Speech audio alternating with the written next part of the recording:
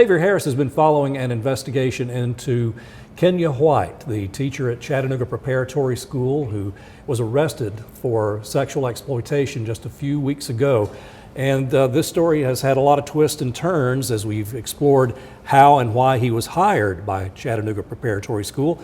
Xavier, what else have we learned? Yeah, so today we learned that by Tennessee law, schools, charter schools are all required to go through DCS background checks before hiring a teacher. And, you know, we have learned that that probably didn't happen. And here's why that matters. If a school runs a background check through DCS, it will flag if a teacher is under investigation and should not be working with children. So I reached out to Micah Best, the interim CEO of Chattanooga Prep, and asked if DCS background checks had been done for Kenya White, the former teacher now facing serious charges.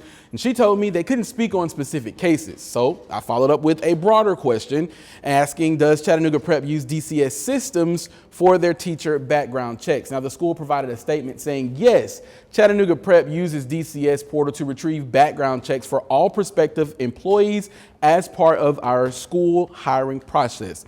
But here's the problem. DCS directly contradict that statement in a statement to Local 3 News. The agency said Chattanooga Prep School is not set up through the Tennessee Department of Child Services portal to perform those DCS background checks. It is the responsibility of each school system to identify a select number of personnel to be granted access to the portal for the purpose of conducting background checks. So then we reached out to the Hamilton County schools to see if Chatt Prep ran background checks through the district. Instead, their response, Chattanooga Prep does not obtain background checks through Hamilton County schools. So now as Chatt Prep is facing mounting questions about its hiring practices, more leadership changes are happening.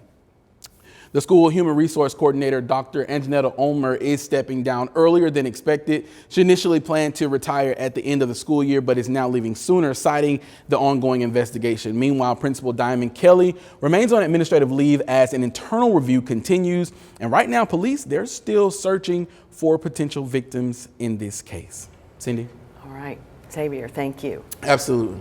We appreciate you following up on this story. It's been going on quite a long time. Absolutely, and it raises a question for parents, you know, did the school drop the ball with hiring this teacher to be in front of these kids? And next step?